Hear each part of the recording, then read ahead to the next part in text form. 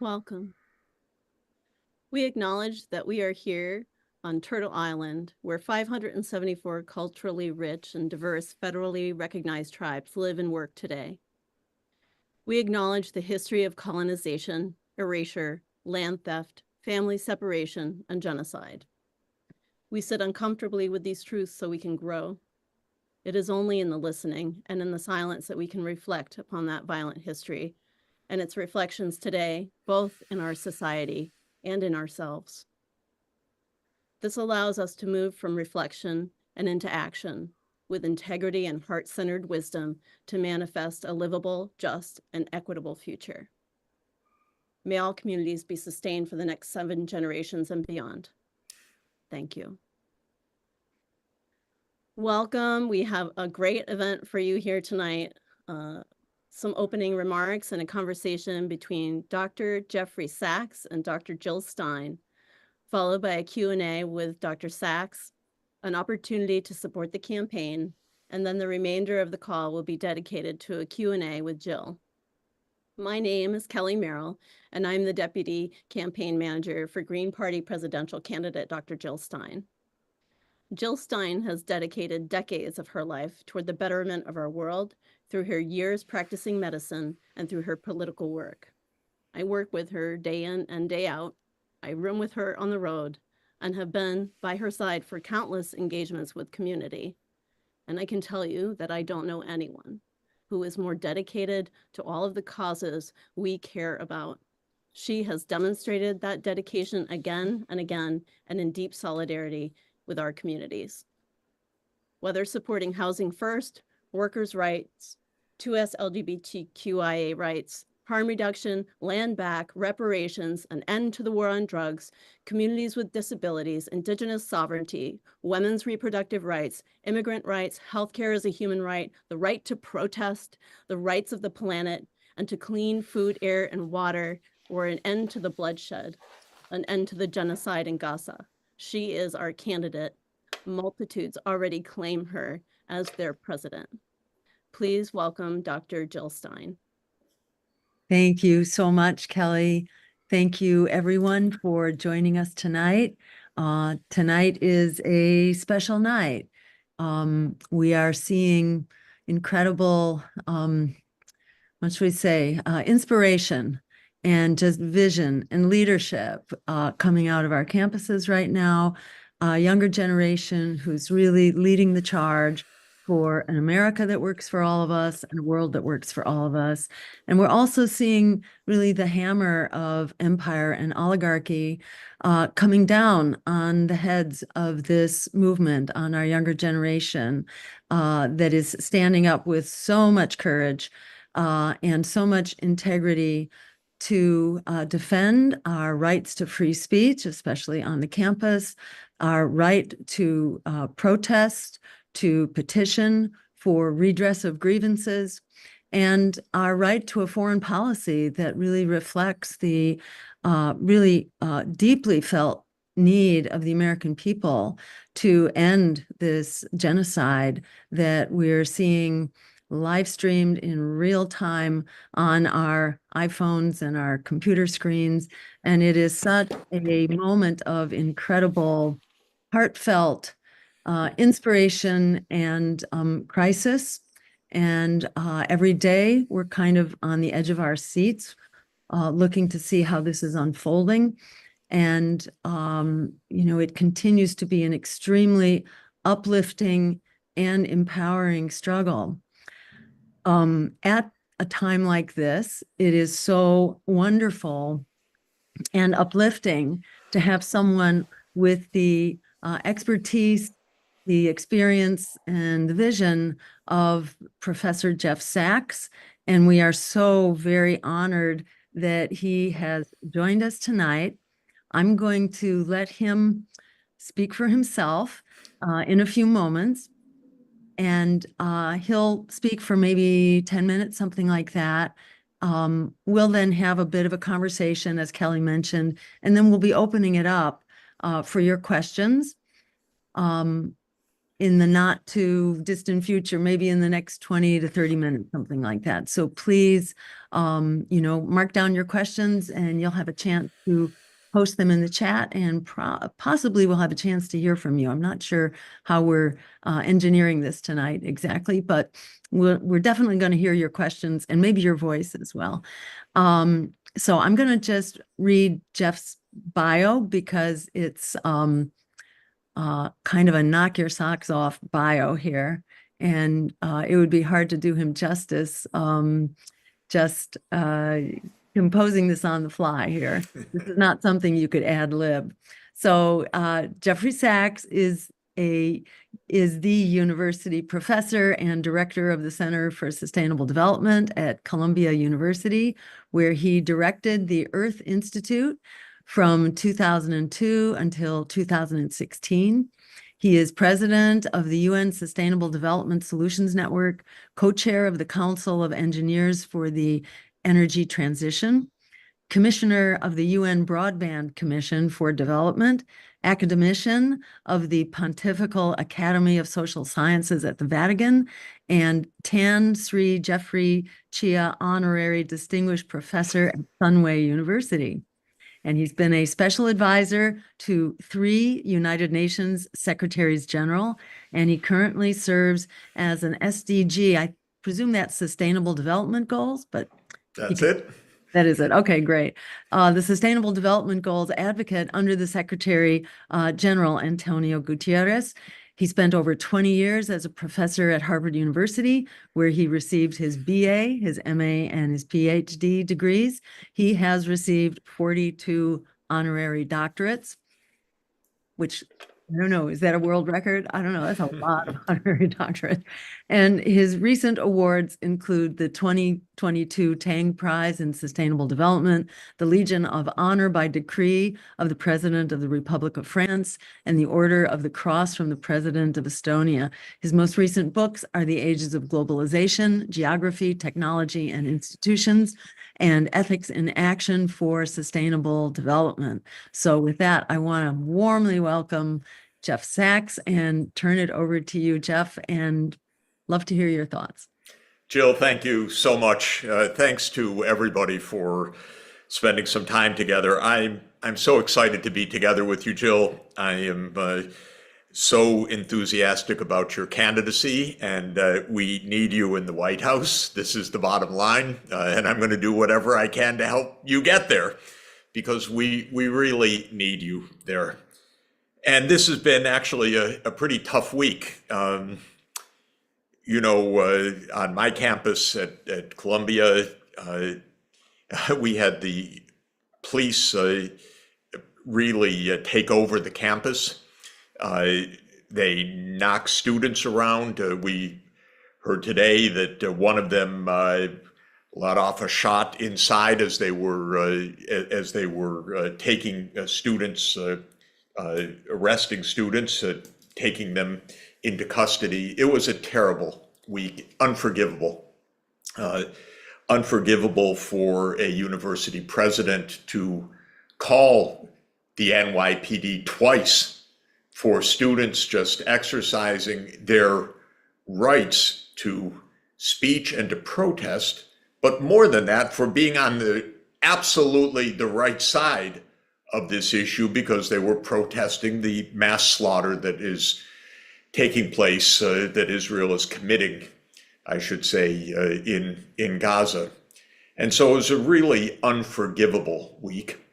But Jill, the terrible nature of this was compounded by our political class in Washington, which is just egging on all of this brutal crackdown on voices calling for justice in this country. And it just goes from bad to worse. Bad is our president, President Biden, who, after everything, when he was asked, well, are you listening to the protesters? Is it changing your view?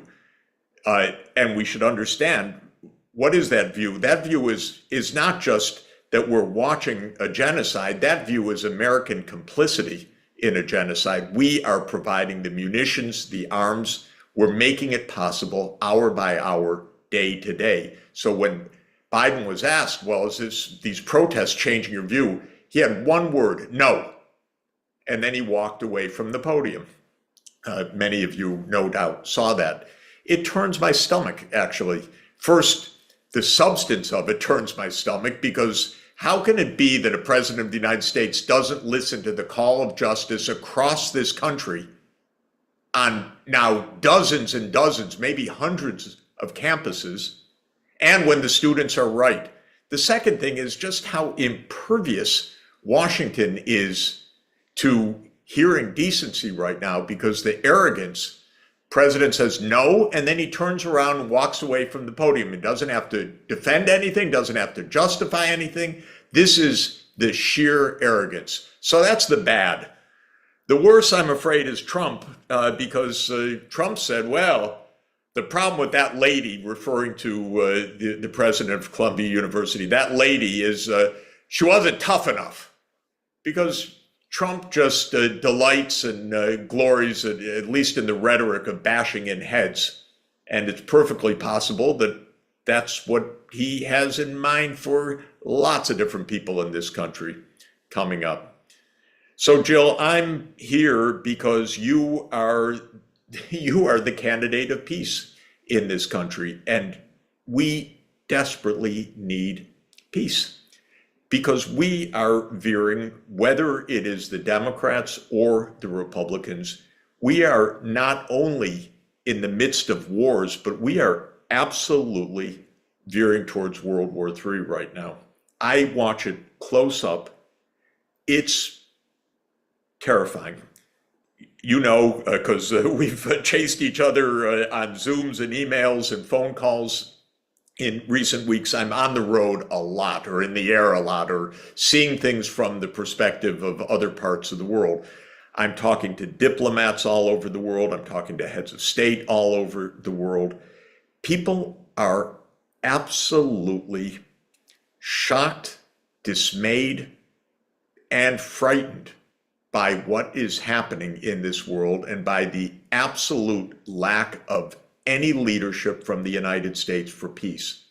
And the US more and more is standing alone against the whole world. And that's Biden, God forbid. Trump, well, it's basically the same thing in my view. One can argue, I would say Trump is going to find a way to trump that of Biden, but Biden is absolutely dangerous right now, because we are drifting towards even larger wars everywhere. And this president doesn't understand it, or doesn't care, or has completely the wrong ideas, or is incapable of addressing any of this. So what I'm seeing at the UN, what I'm seeing around the world, what I'm seeing in my discussions around the world, is that we are in an extraordinarily dangerous time. Every one of the conflicts that we're in, I think, has a rather straightforward way to peace right now, because this is so dangerous, so irrational, but we're not taking any of that. You hear in Washington not one word about negotiations. They don't even believe in it. They don't even know it. There's no diplomacy left anymore. This is true in Ukraine, where I know I've been involved in Russia and Ukraine at the highest levels, at the head of state level in both countries for more than 30 years. I know all of them. I've watched this. The US tried to push NATO relentlessly over Russia's objection. There's a 2,000 kilometer border, and we're saying we can go where we want. American military bases can go where they want. We can put in Aegis missiles where we want, and we can overthrow governments when we want, like we did in 2014, helping to overthrow the Ukrainian government. And then a war breaks out, and that was just unprovoked, we say. And we provoked it for decades, actually. And then when the war breaks out and right away Russia and Ukraine sit down to negotiate, what does Biden do? he goes to tell the Ukrainians, no, no, no, fight on, don't negotiate, no neutrality. You're going to be in NATO, you fight on. Well, we just heard actually since the beginning of the year, there are more than 100,000 Ukrainian casualties. This is a disaster and a bloodbath that we are absolutely causing. In fact, I think there's nothing less than saying that we are causing it because we reject every off-ramp for a peaceful settlement of this. We could have avoided the war. I begged Jake Sullivan in 2021, negotiate, don't go into war. Oh no, Jeff, don't worry. Yeah, right. Okay, I worried because I knew what I was talking about. They don't worry because I don't know what they think. But anyway, now we have a full raging war. President Macron of France, who gave me the Legion of Honor, and I'm wondering, oh my God, he's now talking, well, we're going to move NATO troops into Ukraine. Do we really want to have World War III in Ukraine? So that's one issue where I see complete lack of US leadership, sense, drift. Then comes this horrific genocide in Gaza, and it is completely unforgivable. I started going to Israel 52 years ago. I heard even 52 years ago in my first trip, 1972, after graduating high school, that Israel was going to put facts on the ground with the settlements in the occupied territories. And I thought, that's a little strange. It's against international law. Well, they have been doing this for decades, and all backed by the United States. And now with a full-fledged massacre underway, what we hear from the United States government every day is no conditions, no red lines to billions of dollars of American armaments and munitions. Now, the official count is 35,000 dead in Gaza, 70% women and children. But I'm talking to a lot of people who are saying very knowledgeably, there are thousands more dead under the rubble whose deaths have not yet been counted, and tens of thousands of people who are dying of hunger, of lack of access to fresh water, of the destruction of the hospitals, which has been a systematic part of Israel's criminal military action. Now, here's another point just to mention. I'm in touch with diplomats across the Arab world. I meet them regularly. I meet foreign ministers very frequently from the region. They are ready for peace on a just basis. So this is not that Israel's got its back to the wall and it's going to be destroyed. This is absolutely wrong.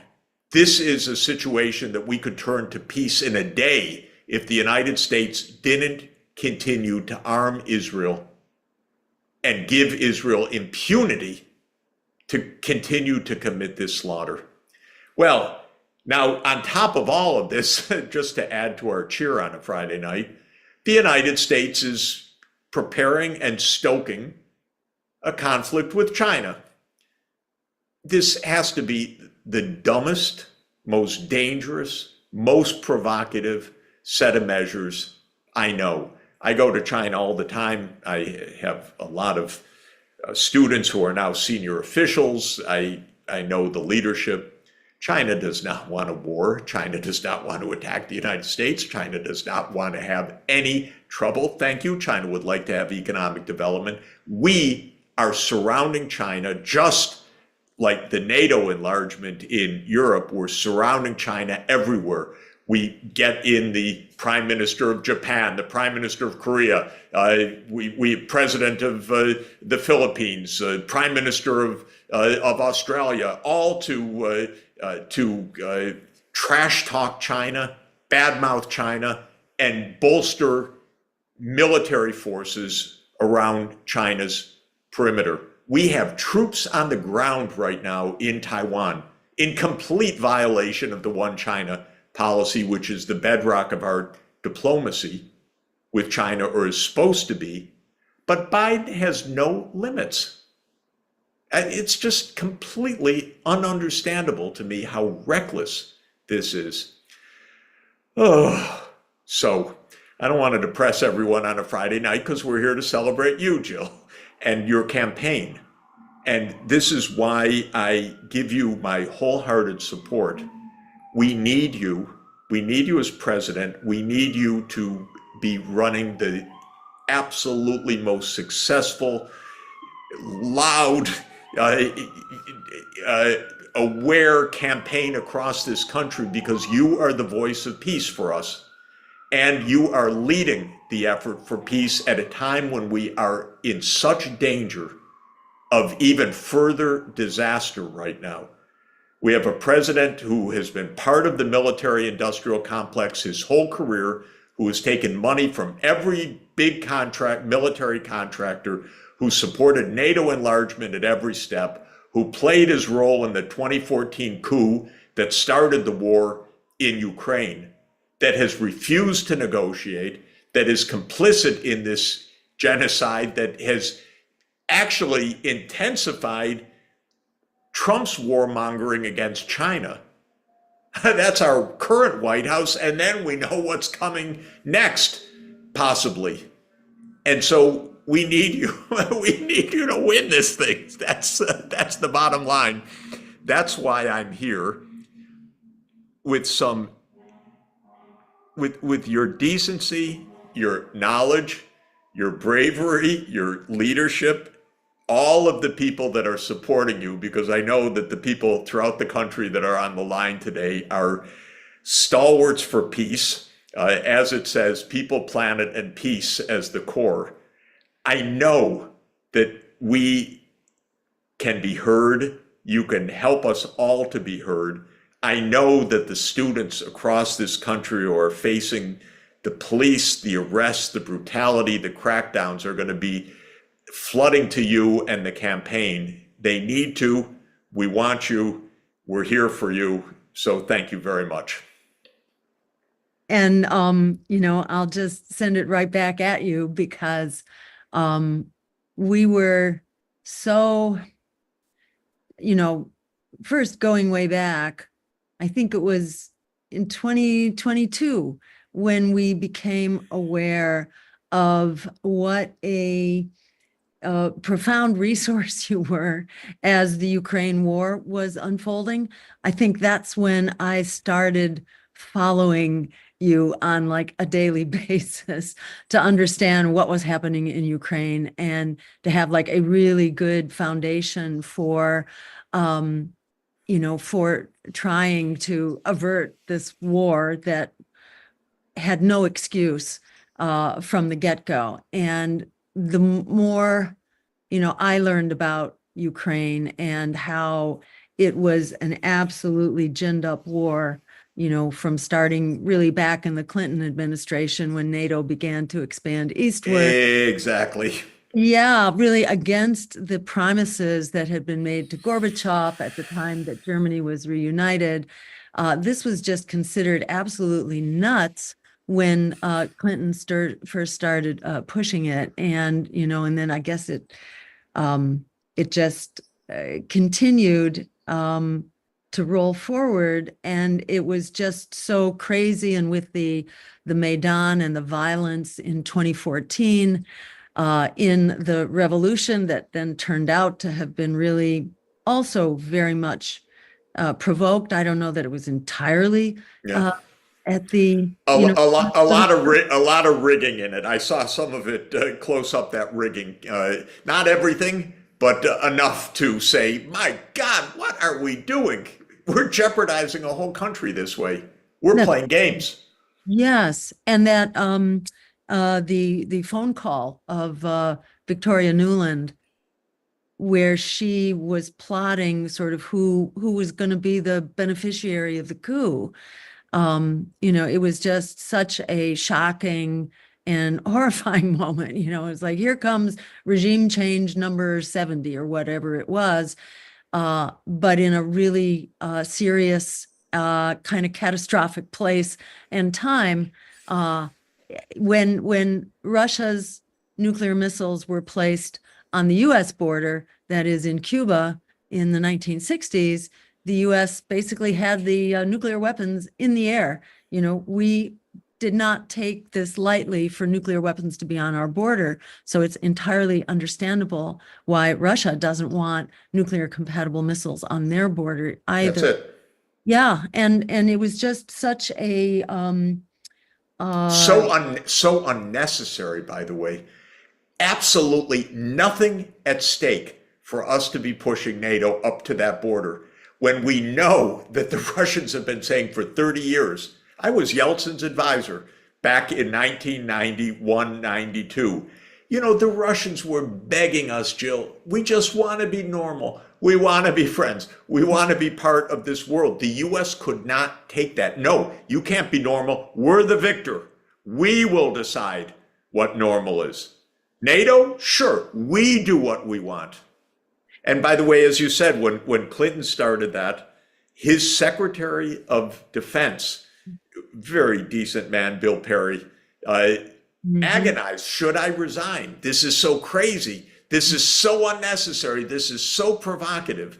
George Kennan, who was the great scholar statesman of the second half of the 20th century on US-Russian relations, Kennan said, this is the biggest single mistake we can make. So we kind of dreamt this resurgence of war through this arrogant approach. Amazing.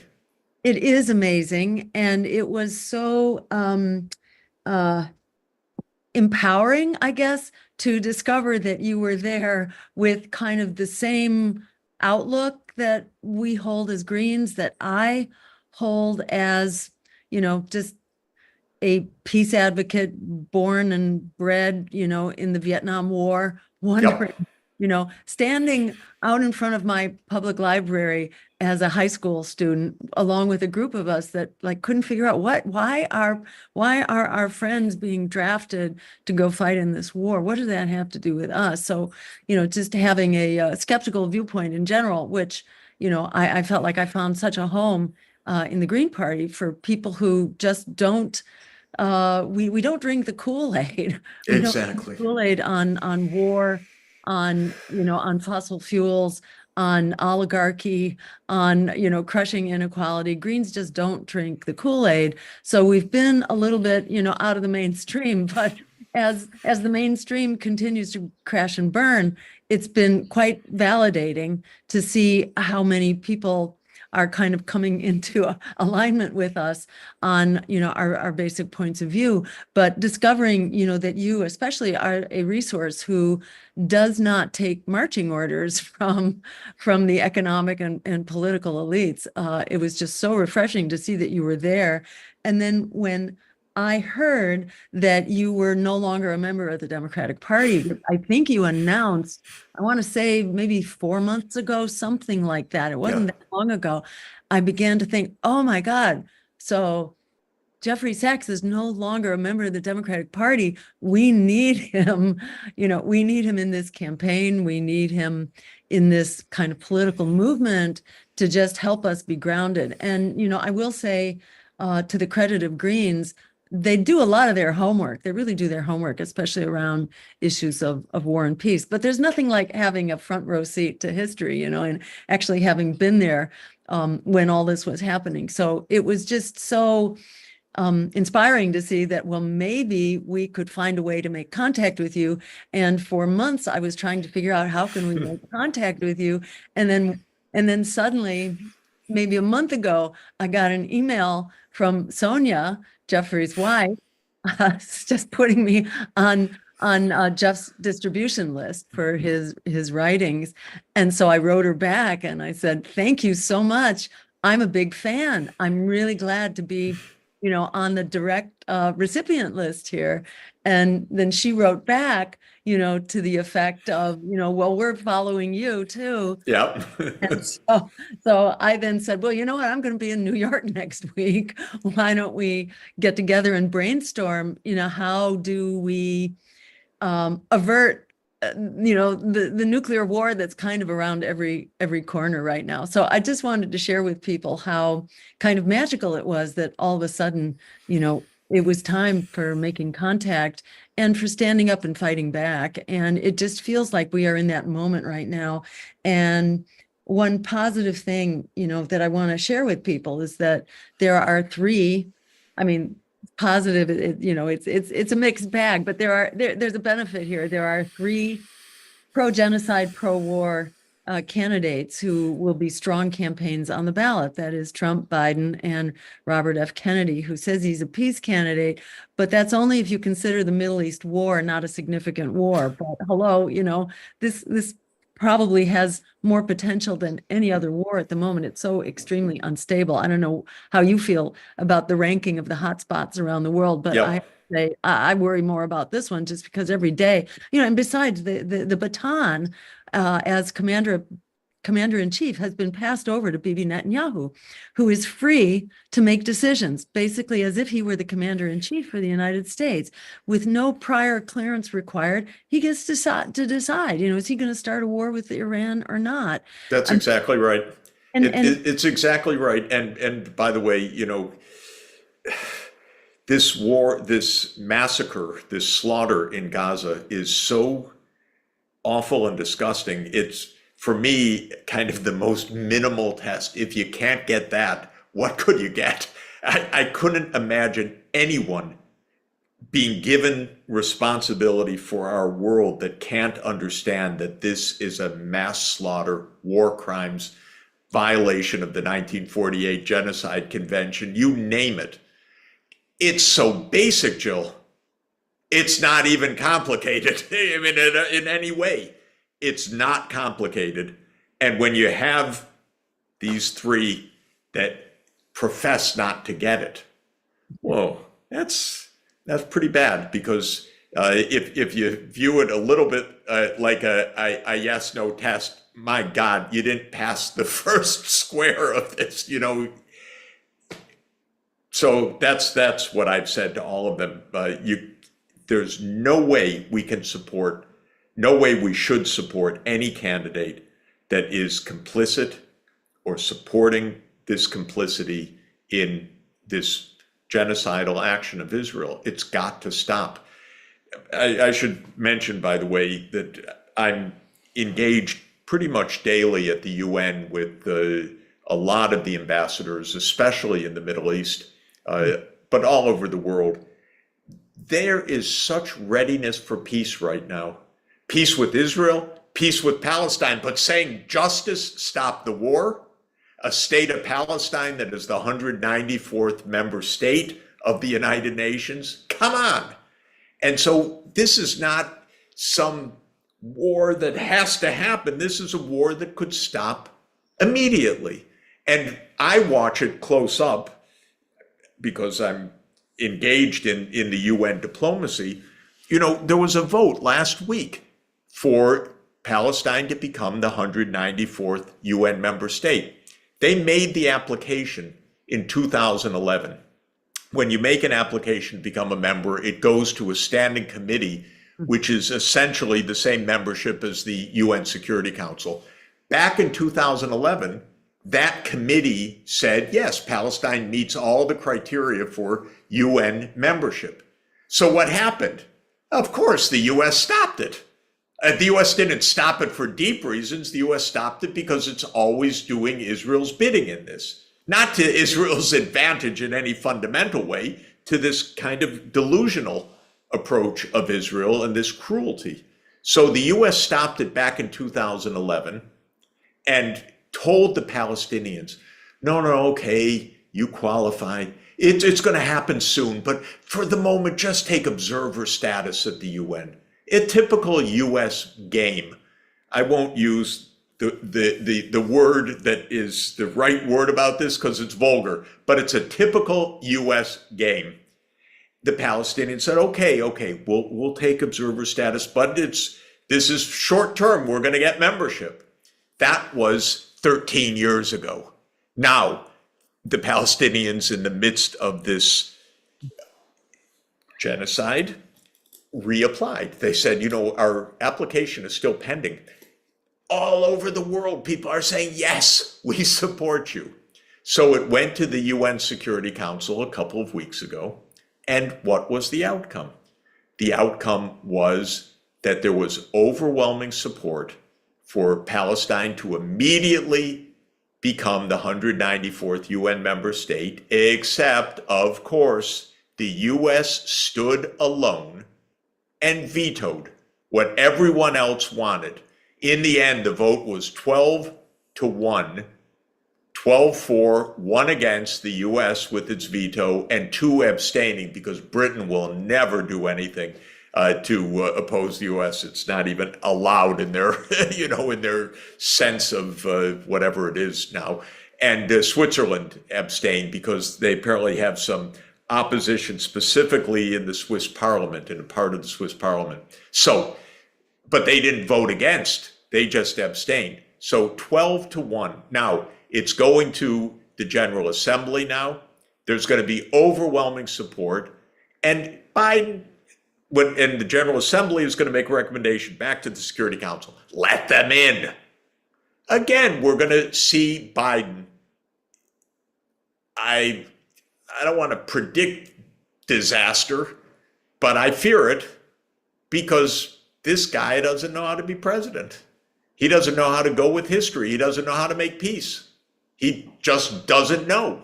Or he's subservient to the Israel lobby, or he's subservient to the military industrial state. I don't know what it is exactly.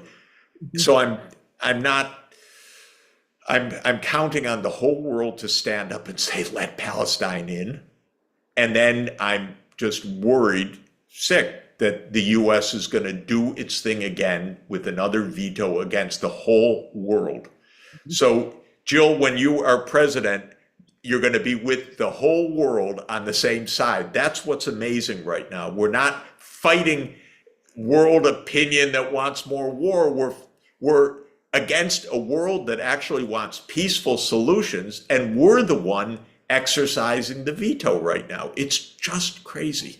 Exactly. And, that's what's kind of the secret hope, and the secret power of this moment and of this campaign, because you don't need to have the agreement of Congress about this. This is the president's authority to allow such a vote to go forward in the UN. It's also the authority of the president to say there will be no more weapons shipment. Absolutely. Within 1 hour, he can end the war unilaterally, because Israel can't even fight this one day without the US support. Not at all. So when things seem really like hopeless and bleak on this front and so many others, it's important to know that just in winning the office, we don't have to win Congress, although we may have a lot of allies in the Congress, like some of the Green congressional and Senate candidates who are on this call. It'll just be a completely different landscape. And I just want to let that sink in about the potential power, and not only the potential power of winning the office, but also the lineup, what the lineup is in this race. Just by the ways that the cosmos are lining up right now, there are 3 pro-war, pro-genocide, anti-worker campaigns, Trump, Biden, and RFK, that will basically be dividing the same vote. They're competing for many of the same voters here, and they have differences around the margins, but they may be splitting that vote. And remember that it's 68%, according to a Reuters poll, and similar results on other more recent polls. It's 68% that want to see an immediate negotiated solution and a ceasefire. So we have both the numbers behind us, we have our basic values, we have the best interests of the American people and the best interests of the world. They all align here. I agree completely. It's a potential strategic moment. So it's exciting. It's exciting. Very exciting. And don't let anyone, tell us that it can't be done or that it's hopeless. It's actually more possible than it has ever been for there to be some, real possible outcome here. I want to just quickly shout out a couple questions that that other members of our group here have suggested for you, Jeff. So one is, can you please address the floating dock that the U.S. is supposedly constructing for humanitarian aid, which many consider to be purely performative? Now I'm hearing stirrings of using it to relocate Palestinian refugees, to facilitate Israel's ethnic cleansing, or perhaps, it's to facilitate the entry of troops through yet another point of entry. Just, curious what your insights are about this floating dock. Well, it's so interesting. All these theories show this makes no sense at all. And it has no conceivable reason that is stated. What the nefarious reason is, we can only guess. But the ostensible reason that this is somehow to get aid in is absurd, because we have roads. The problem with the aid is Israel.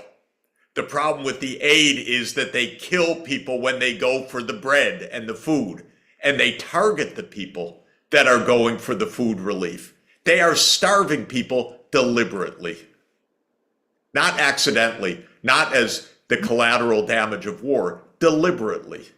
So this is part of this whole plan. You listen to Smotrich, you listen to Ben-Gvir, you listen to these absolute radical, murderous extremists in the Israeli government. They're saying all that they are doing. They're saying we have to get rid of the Palestinians. If they stay, well, maybe they're going to be dead. If they leave, good for them. Otherwise, we're just going to have to conquer them and rule over them. They say these things directly. Sometimes they say them in Hebrew as if people can't translate that, So we hear what is being said. There's no reason for this doc other than either performative or something nefarious. And again, I don't have any insight into what the nefarious aspect is, but I absolutely know it makes no sense on the stated grounds. It's a general proposition, I can say, and I'm sad to say it, but I've been doing this for 42 years. I've worked in about 145 countries around the world. I've been a senior UN advisor for almost a quarter century straight. The US government almost never tells the truth about anything. This is a problem, so I don't know the answer to your question because we don't hear the truth. On a slightly different angle here, Ola Nasir wants to know, can you tell us how you will support the UN and the ICJ achieve their rulings? Yeah, very interesting. First of all, as people know, there are two courts, the International Court of Justice, ICJ, and the International Criminal Court. Both are in play right now. The ICJ is the one that's hearing the complaint of South Africa brought under the 1948 Genocide Convention. And there was already a preliminary ruling of the ICJ that said it is plausible that Israel is in violation of the Genocide Convention and that it must immediately take all measures to stop those violations. And immediately Israel completely neglected the ICJ judgment, and the United States brushed it off again with that terrible Admiral Kirby at the White House and his smirking, lying manner every day, brushed it off as if our international court didn't just say that there are plausible grounds that Israel is making a genocide. Oh my God. And we brushed it off with the back of a hand. That's the arrogance of this administration.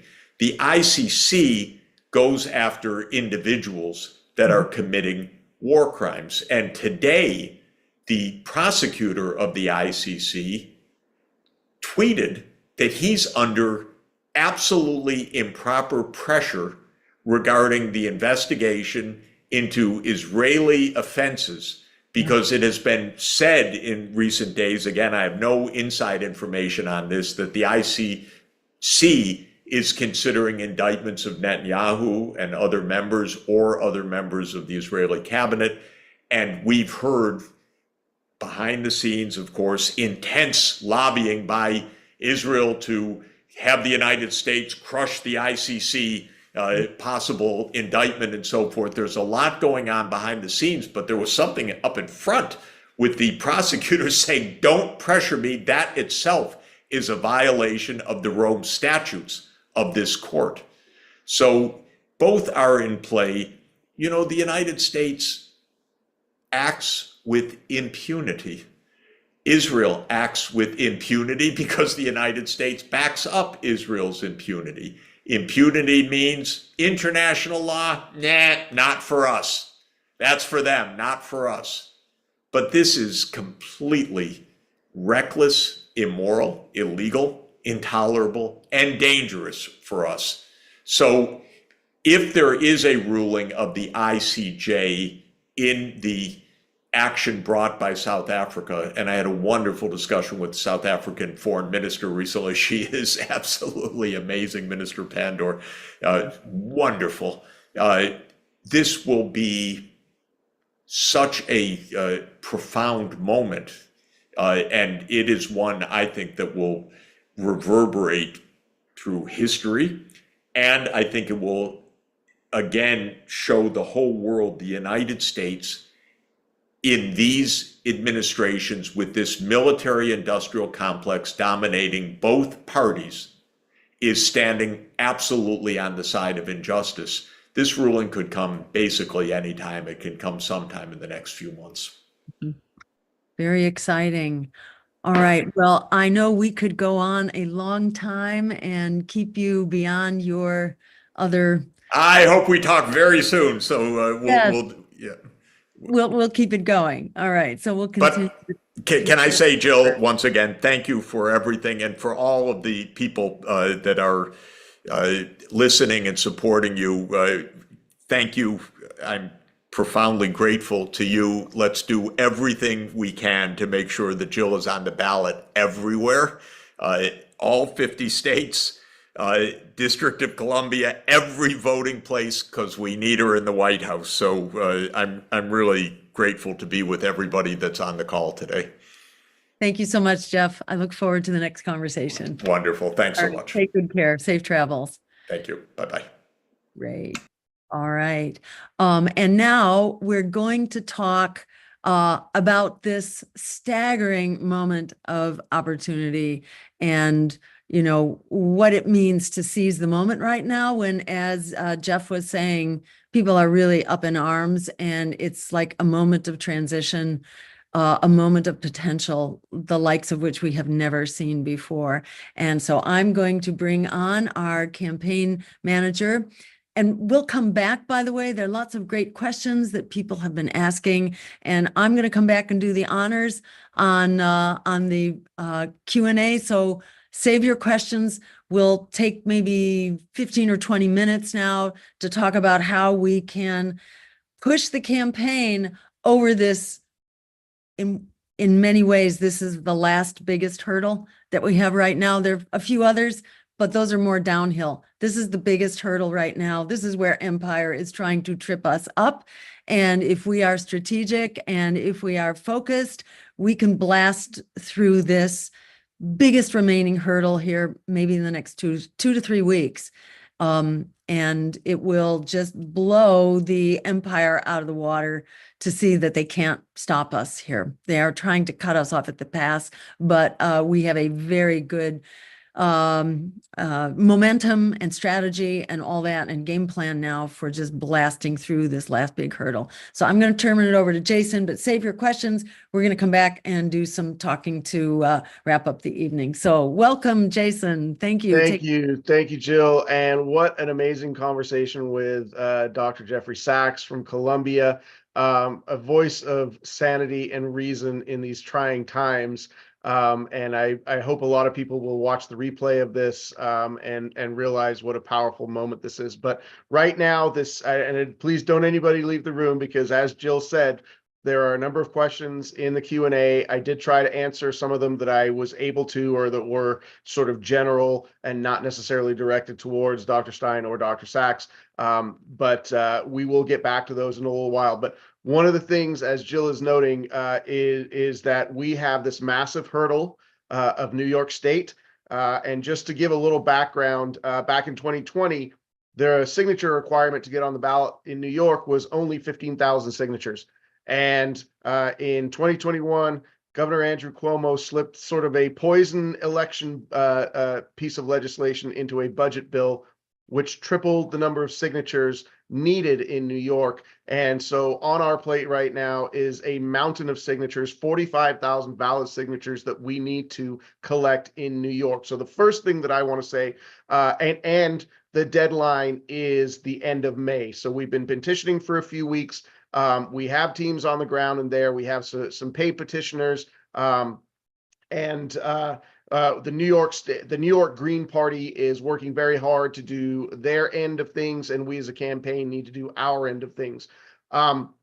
So 45,000 signatures within the next 3 weeks, and we have some of them collected already. We actually don't know how many right now. So the first thing I will say is if you are in New York, and you want to see this campaign that is going to be the only because people have been asking, you know, are you going to be on the ballot in all 50 states? It remains to be seen, but New York is that key piece. If we get New York, yes, we will be on the ballot in all 50 states. So right now is the moment, the next 3 weeks. So if you are in New York, or if you are close to New York and you can get to New York and you can grab a petition and help us on the streets in New York, collect those signatures, we absolutely want you to do that. Now, if you cannot get to New York, here is the big ask. And even if you can get to New York and you want to help out financially, here is the big ask. We are hoping to raise $45,000 in this room right now. And from all the people watching, I hear there are thousands of people watching on X, watching on YouTube. So we are speaking not just to the people who have joined our webinar here, but all the people who are listening out there in social media world. We need to raise, or we would like to raise, we are asking to raise $45,000 tonight, because we have some paid commitments. So while we have a lot of volunteers in New York, it is not all going to be done. The lift is so massive that we are going to have to pay professionals who are aligned with us, but also are professionals who do this work for a living, to go out there on the streets as a paid job, 8 hours a day, 5 days a week, going and collecting these signatures. Okay. So $45,000 is the mark. And what I'm going to do right now is I'm going to let you guys know what the limits are. In the primary election, you can donate a maximum of $3,300. So if you have deep pockets out there, and this is not to make anybody feel bad who cannot contribute the maximum amount, we are asking for whatever you can give, but just to know what the limits are, $3,300 in the primary. And then another $3,300 could be given in the general, which is once we get past August and Jill is the official Green Party nominee, which she will be, then we get to start using general election funds also. So you could donate $3,300 in the primary and $3,300 in the general election, a maximum of $6,600 in one election cycle for one registered voter. So we are asking, first off the bat, and I know it's a big ask, if you can max out, if you have that capacity, if you can donate $3,300 right now, put it in the chat. We'll shout your name out. We are asking for some big donors. I want to give you sort of an idea of the scope of fundraising that we need to do sort of down the line to ensure that we're on in all 50 ballots. We're probably going to need to raise about $1.5 million. Now, that's just not for New York, but that's for all of the states that are remaining. We are on the ballot on in 21 states right now. We've got Nevada, Ohio, and Alaska will be submitting our signature petitions by mid-May. We stand right now at about 254 electoral college votes. Once we get Ohio, Nevada, and Alaska in, we're going to be in the mid 280s. When we talk about challenging power, of course, right now, it comes down to the electoral college. We are already by mid-May, we will have enough votes to potentially win if we won all of those states. So, you know, this is the first election in my lifetime. I'm 52 years old, the first election in my lifetime that I have reasonably seen that there is a chance for a third-party candidate to win the election. And the momentum is behind us. The sentiment is behind us.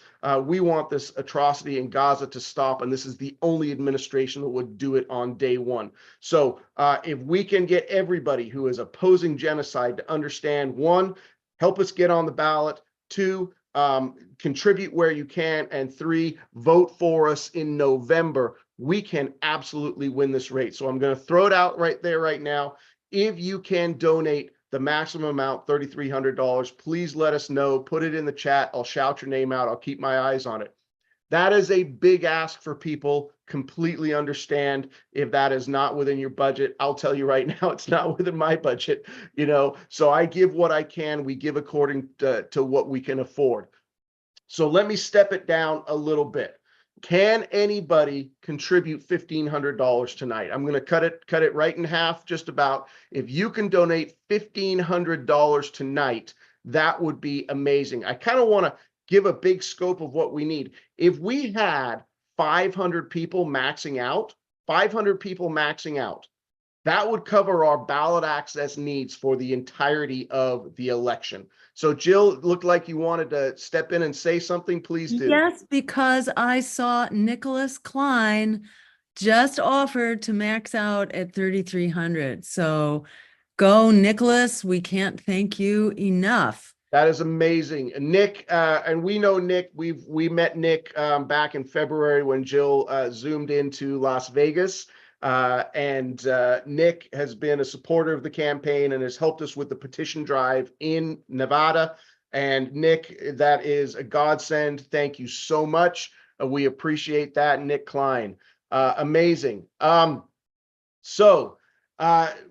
Stepping it down a little bit. Again, this is a fundraiser, and so we're going to do some big asks here. Can you donate $1,500? If you can donate $1,500, please put it in the chat. Again, if we had, what would this be? If we had 1,000 people donate $1,500, again, that's not that many. We would have the ballot access needs covered for the entirety of the campaign. So appreciate it very much. Let's see here. I'm not going to stay on the high dollars too much. We've got 250 people in the room. If you can do it, can anybody donate $1,000? $1,000 is, I know, a bigger ask than a lot of people can do, but it's manageable. We've had a number of $1,000 donations along the way. Extremely appreciative. Rock, I see. Steve Welser committing to $1,000, and I see Rock in the saying she's already done, or they have already done 500, and we'll do another 1,500 tonight. That is amazing. Oh, man. Okay, Thank our you. goal, Kirk, appreciate it very much, Kirk Doherty. If you want to shout out where you're from, we can give you a shout out there. Also, $1,000, or did I see 1,500? These big dollar donations are immensely important. It funds a lot of signatures on the ground. So basically, if I to kind of give you an idea of what the cost of a signature in New York is, it is to get a valid signature. It's anywhere between $15 and $18 at today's market rates. It has gone way, way, way up. So as we are paying people, and in New York, we're not allowed to pay by the signature. We have to pay by the hour, or we have to contract to a total volume of signatures. But that's about what it costs to get on the ballot. So I'm going to go back again to, if you can volunteer in New York, you can get to New York and you can get on the ground, and you can just know that one sheet of New York signatures, 5 signatures, that's worth $50 to the campaign. So your volunteer efforts are very much a financial contribution to the campaign. Jill? Ruth Walker is also donating 1,500. Thank you so much, Ruth. That's Wow. amazing. Inspirational. And again, please just understand, if you cannot give this much money, we totally understand. Yep, we got Steve in there with $1,000. That's amazing, Steve. There is no, like I said, I couldn't give $1,500. I couldn't give $1,000, right? I can give a few $100s at a time as my paychecks come through, because we're all working class and we do what we can. But there's no need to feel badly because we're asking for a big $1,000 contribution and you can't do it, because every contribution is valuable. And here comes another really valuable contribution. Dean Erickson has just offered $500 tonight. That Dean, 500, amazing. you And I so see much. Mimi Owen from Kentucky. Mimi, can I add also that we are petitioning in Kentucky? So if you can connect with, can somebody post the ballot access information from the website, put it in the channel, find your state on there. You scroll down, find your state. Many of the states have a lead. Sometimes the lead for a state is the campaign's ballot access coordinator, but find your lead in that state, grab a petition, go around your neighborhood and grab some signatures. Remember, that is a financial contribution to the campaign. Also, we don't have to report it to the FEC, but if we weren't having volunteers get those signatures, we would have to pay for them. So you are saving the campaign money by being on the ground. And we have 30 odd states that we're petitioning right now, probably 35. So if you want to know, I see the ballot access right there. If you see a state in green, we've got it already. If you see a state in yellow, we're actively petitioning. And I think there's 2 states at this point, Rhode Island and Minnesota, that the petitioning has not yet started. But Minnesota starts on May 12th, and I think Rhode Island starts in June. I'm going to throw it out one more time there. Can anybody give the Peace, Planet, and People campaign? Did I get it in the right order? People, Planet, and Peace campaign a boost, so that we can get people on the ground in New York. This is a specifically, oh, wow. We've got Jason in. Can we know where Jason is? Jason is giving $3,000, $3,000 to the campaign. That is amazing. We're going to hit this target of $45,000 tonight. And Miriam Owen, $1,000. $1,000. Miriam. I appreciate it. So I'm going to Robert, $1,000 donated through the website. Amazing. Thank you. As Jill said, let's go back to the chances. This is what are the odds that a third party can win this campaign this year? Iram Khan, $500. Thank you so much. This is the first election in my lifetime where I have thought we have a chance for something substantially different, a better way forward, a better future for our kids. So this is the campaign to do it. We are going to have Robert another $1,000, or is that the same one I almost? And let's see, Nina and Ernie and Robert. Looks like some money has come in. I did not see how much came in from Nina and Ernie, but looks like something big came in. So we appreciate it very much. If you let me put this up. How many presidential candidates do you know who are willing to stand arm in arm with students protesting genocide and have a bicycle shoved in their face and get taken to jail? Just less than a week ago, that was Jill Stein. And I will say I proudly stood with her in that effort, along with our deputy campaign manager, Kelly Merrill. But that is the commitment that we have. Hi, Kelly. Kelly's on there. We all went to jail for justice.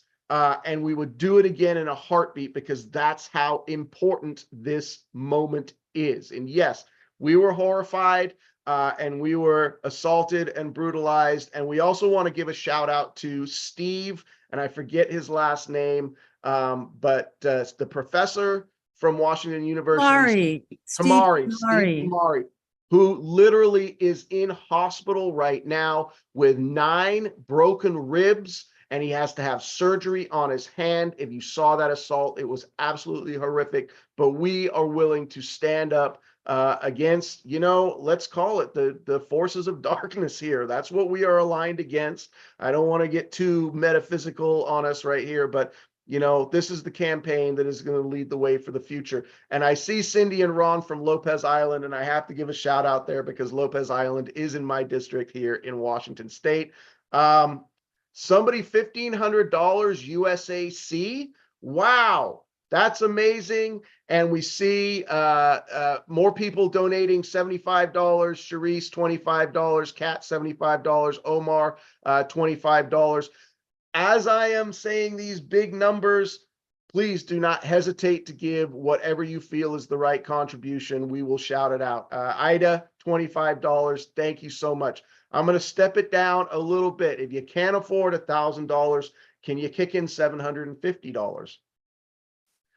$750, let's put it in context. $750 is going to get us 75 signatures towards our that may sound like it's not a lot, but it is a lot of signatures. We have a lot of teams on the ground in New York. They're going to get us halfway. Maybe they'll get us more than halfway, but we are going to have to put money into paid people on the ground. $1,000 from Manuel Fiodero. Thank you so much, Manuel. Do we want to shout out where Manuel is from? Doesn't matter. If you don't, but we're calling your name out here, Manuel. That's amazing. Richard, $25, appreciated. Bruce and MB in Maine, $50.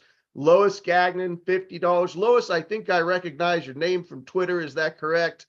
Father Richard Moran Jr., I think the FR is father, am I right?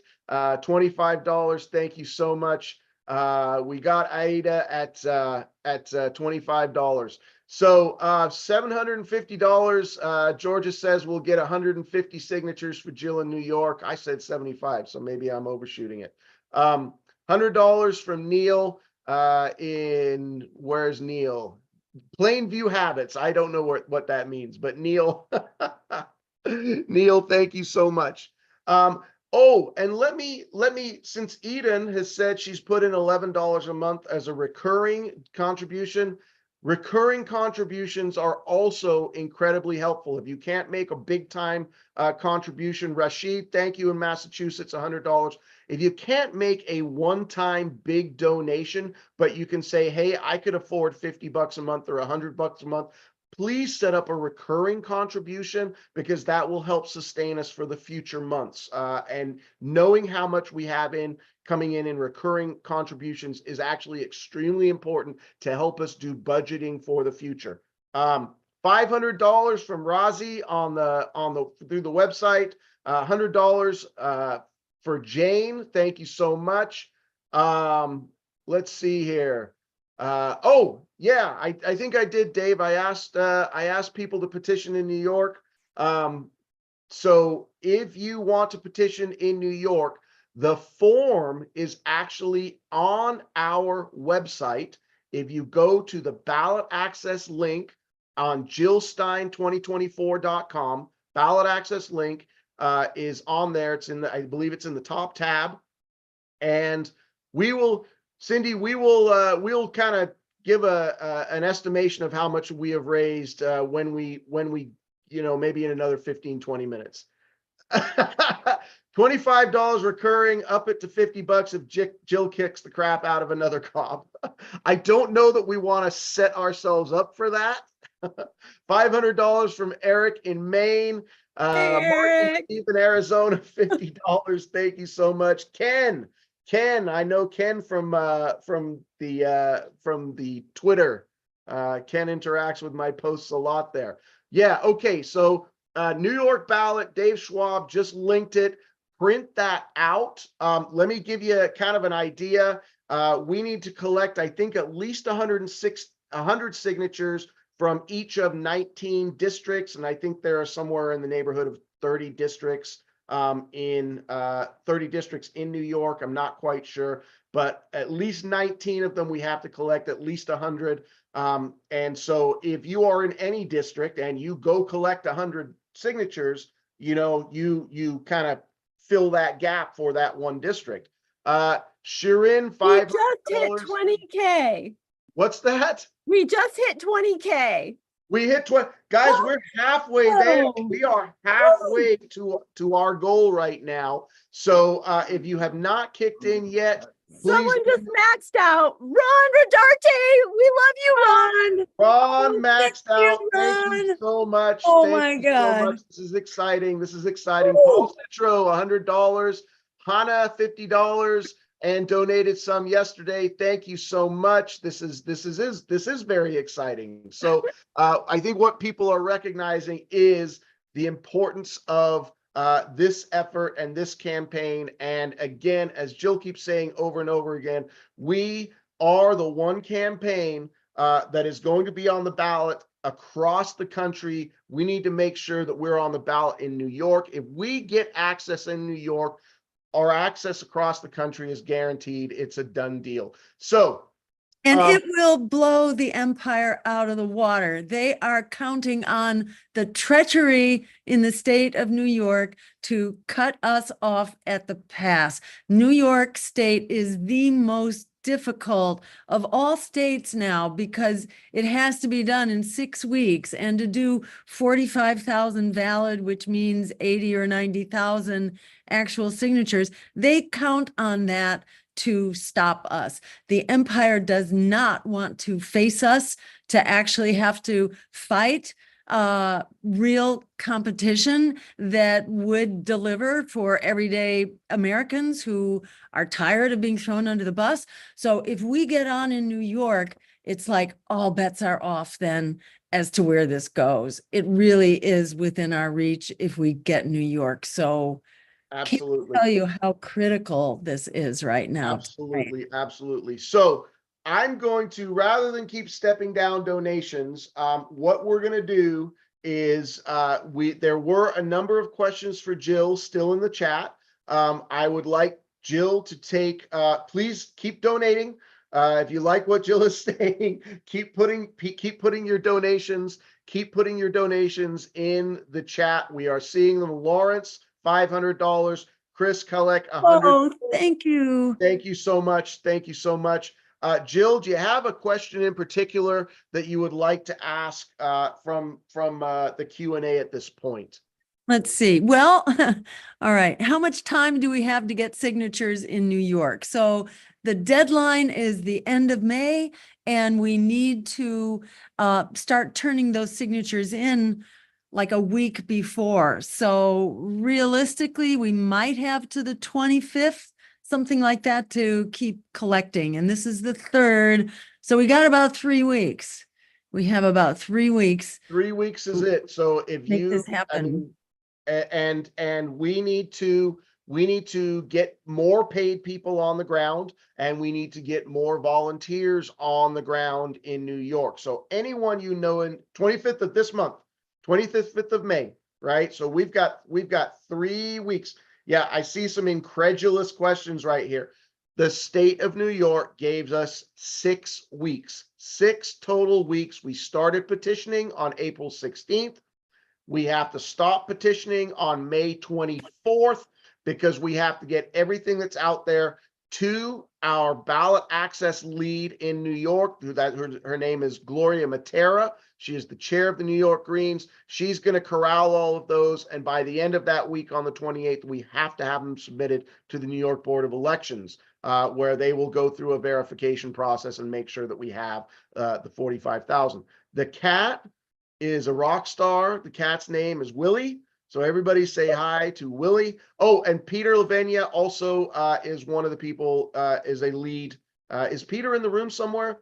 Peter's in Albany. He'll be collecting the first, I mean, I guess the penultimate collection will be Gloria and Peter, and then the final submission will be to the New York Board of Elections. So yes, And if that's what, people want to connect, we will provide a lot of support and instructions, and you can either absolutely. sign up at our website. Don't feel like you have to, get with the program here on this Zoom call. Just if you connect from here, go to our website, and on the volunteer form, just check off ballot access. We'll get you in touch. We'll plug you in. You can also, if you're in New York, and you can get in touch directly through the New York Green Party. But if you're not in New York State and you're not already plugged in, definitely check in with us. If there are people who would like to come and help out, we will find a way to put you up and, ensure that you have food and a place to rest your head. In many ways, the most economical thing is for us to support volunteers who can be trained up and who can do this work really well. If you have a weekend to spend, or if you have a week, or if you can go there for 3 weeks, whatever you can do, this is an all hands on deck moment. This is an absolute SOS, because we could really change history in the course of these next 3 weeks, in the course of tonight. In fact, if we can make it to our fundraising goal tonight. Well, Dave just said that we're closing in on $30,000, which is man. 2/3 of the way to our Man. goal. And just to give you some context, so I live in Washington State, and a neighboring state of ours is Idaho. And I took a team. I'm running for Congress in Washington State, and I took a team of myself and my volunteers. We went to Moscow, Idaho, and we went to the University of Idaho in Moscow, and we walked around Moscow, which is, for Idaho, it's kind of the liberal town. And we gathered signatures there for 4 days. And as it turned out, when we did our final submission for Idaho, it was the fact that we went there and collected. We didn't think it was that many. We were actually even a little bit disappointed, because I think we only collected about 120 signatures over 4 days. I mean, it's not that easy to collect signatures, but I don't want that to discourage you. It was Depends in Idaho. where you are. A lot depends on where you are. In Idaho, where a lot of people did not know the Green Party even existed, because we're not on the ballot. But we will be on the ballot in Idaho. There isn't really a functional Green Party in Idaho, but I can tell you what, after this election, there will be, because everybody is going to see the Green Party on the ballot in Idaho, and we're going to pick up some votes.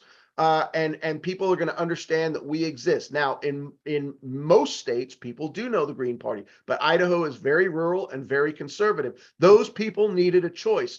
And I will toot my own horn here and say, because I took a team out to Idaho for a week and got those signatures, those people in Idaho now have that choice in this election cycle. So if you want to think about it in those terms, it's like, every dollar counts, every signature counts. So whatever you can do through funding our campaign, or by being there in person, to help gather signatures, you are part of a much wider effort that is going to make sure everyone in New York has the option to vote for peace in 2024. And getting signatures on a green petition in New York is a whole different bag of worms. In the Democratic primary that was just held 3 weeks ago, 83% of Democrats who voted in 2020 did not come out to vote.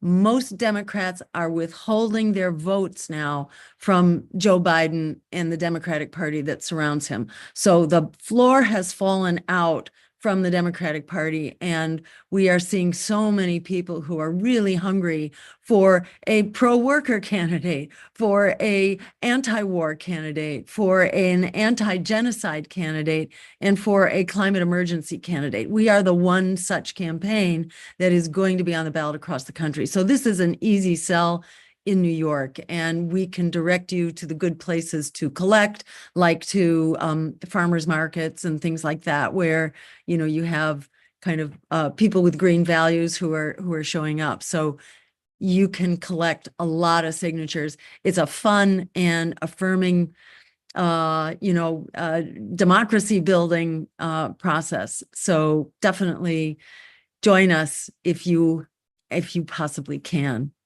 So I do think, Jill, and maybe Kelly can help, and maybe we should even bring on Justin for this. And I think Justin may have answered some of the question in the chat, but what are the plans to reach the Hispanic Latino vote? I know that we have been in communication with some people in Texas who are very enthused by our campaign and want some other choices. But Jill, do you have anything more to say about the Hispanic and Latino vote, and how we're going to do outreach there? And I think I want to say, our policies are in line with, the social supports that any, community might want, but in terms of specifics for outreach. Oh, yeah. And, just for people to know, right now we're all about getting on the ballot. But once we have that work behind us, then we can start actually doing the strategy and doing the, just rolling out the game plans to reach our key constituents. And Latinx, Hispanics are part of that. Right now, Hispanics are not happy campers at all and are very pissed at Joe Biden and really angry that he has adopted basically the anti-immigrant policies of Donald Trump. So you're seeing a lot of Democratic voters in the Hispanic community just give up, throw in the towel, and vote for Donald Trump, thinking that there are only two choices. So the name of the game is getting out there and getting the word out that we are that other choice. We are about justice and dignity for migrants. We are all about fixing the migrant crisis by ending all those things that are causing it in the first place, like the drug wars, like regime change and instability and war south of the border. There are so many things we can do right now to stabilize people's lives so that they're not being driven out of their homes and their communities to come to this country seeking some kind of stability. We want to ensure that people have that stability in their lives to start with. And then we'll be reaching out specifically in all sorts of ways to reach target demographics.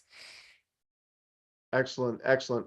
So there has been a lot of talk, speculation about, what is the left going to do to be unified in the Willie's just having a ball here. What is the left going to do to make sure that we have a unified effort down the stretch to November? And it's really up in the air right now. I mean, I'm going to say without any hyperbole that of the left campaigns, which all stand for roughly the same thing, our campaign is the strongest. We are on the most ballots as it stands right now. We will be on the most ballots in November.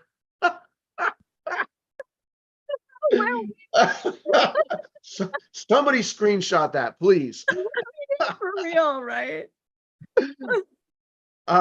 So this campaign right here, the Stein campaign, the Green Party campaign, is going to be the strongest one. I want to make there should be no questions about that. We are going to be on the ballot across the country. Right now, again, the big question is, are we going to be in New York? And that's what we're going to what we're here for right now. And so we certainly hope that once we have acquired ballot access in 50 states, that the other campaigns' voters will recognize the strength of this campaign and the need to seize the moment. We're not going to pressure anybody. We're not going to, people have to come to their own decision about how the left will come together. But unequivocally, this campaign will be the one that is on the ballot for the majority of voters. And again, barring New York, we want to make it all voters, right? If we can get New York, it will assuredly be all voters. And that's what we're working for right now. $250 from Hazim, and we are over $31,700. So I want to tell you, our goal tonight was $45,000. So if you have been kind of holding off a little bit and you see where we are in terms of fundraising, that we've raised almost $32,000 in the span of 35-40 minutes here since Professor Sachs left us. You understand the strength of this movement and people's willingness to step up and contribute to this campaign. So I got a couple more things to say. Cindy, who was that? Hannah. Hannah in the chat, I hope I'm saying your name right. Inspired by my t-shirt. This is a wonderful long sleeve t-shirt. Our merchandise is all union made, all United States sourced. And we have shirts, long sleeves, short sleeves, multiple different colors. We have yard signs. You can see the yard sign behind me right here. We have buttons, we have bumper stickers, we have hats. I've got my hat around somewhere. Let's see here. Here's my Jill Stein baseball hat. I got one of everything. But you know, pick and choose. We have wonderful coffee mugs. You're gonna have to wait for this, but we are thinking about we are thinking about having a special mug with Jill's mug shot on it, because she had to go get a mug shot in St. Louis last week for being elected. And we think that would be a big seller, Jill's mug. But we're working on that. If you want to buy a mug with just our logo on it, that would be fantastic also. But we do have some great merchandise options, and all of the purchase of merchandise does help the campaign. That is a fundraising effort for us. So if you want to give us some money and get some wonderful merchandise out of it, please go to the store on the website. So the other question has been, who is your vice presidential pick going to be? We have a short list. We're not going to say who's on that short list. But right now we are focused on ballot access. And if we get on the ballot in New York, probably the vice presidential selection will become a little bit more clearer for us. So I know people are like, who's it going to be? Who's it going to be? We simply can't say. We have our eye on some people, and we don't even want to put them on the spot, telling them, like, it's not like we haven't had some conversations with people, but we don't want to publicly say anything because that's not fair to those people. So you're just going to have to hold your breath, hold your horses. When the time is right and the person is right and the situation is right, we will know it and we will announce it. But I will just be honest with you right now, we do not have a selection. And so, you know, that's just where it stands. So while Dr. Stein looks for another question to answer, I'm going to go back to calling out for some money. Could Willie reach out to Taylor Swift? That is funny. So if I think we were down to about $500. I knew we have some $500 contributions already, but let me make an appeal to anybody in the room and anybody watching on social media. If you can give $500, we would love to say at the end of the night, we have hit our $45,000 target. And we're already over 2/3 of the way there. So $500, if you can give $500 right now, let us know. As Georgia says, $500 sponsors 100 signatures. USAC donated another $1,000. So is that $2,000 right now? That is amazing. Oh man, thank you so much. The maximum you can give, the maximum $2,500. Fantastic.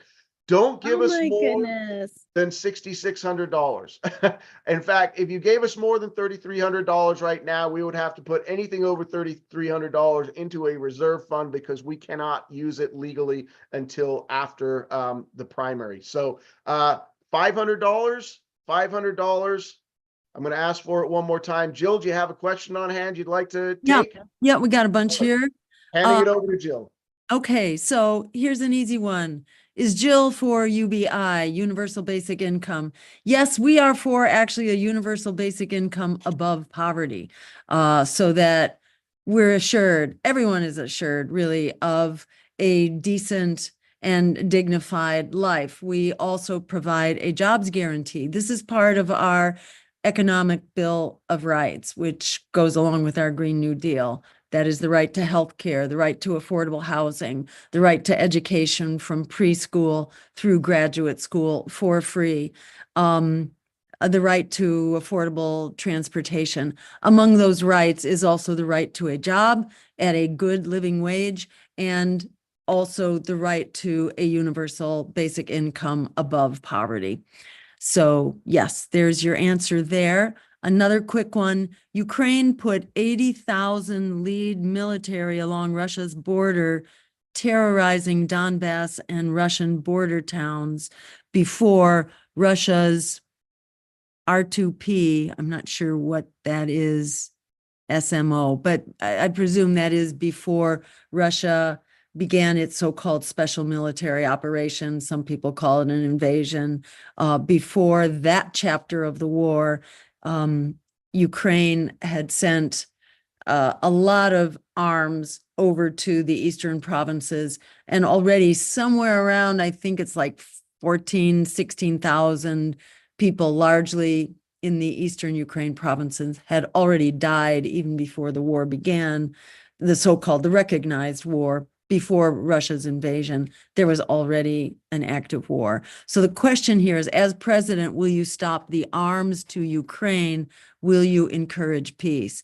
And yes, as we were discussing earlier tonight with Jeff Sachs, arming that region essentially just ensures that Ukraine will continue to die, to, lose an entire generation of people, already 100,000 at least casualties, that is either deaths or serious wounds among the younger generation in Ukraine, to where now people are being conscripted, they're being drafted up into their 40s and their 50s. It's really a tragic situation.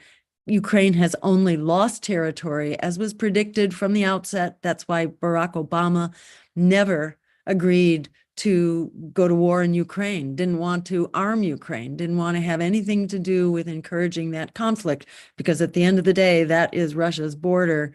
And in the same way that we would not tolerate and did not tolerate nuclear missiles in Cuba, Russia is not going to tolerate NATO's weapons along the border of Russia at Ukraine.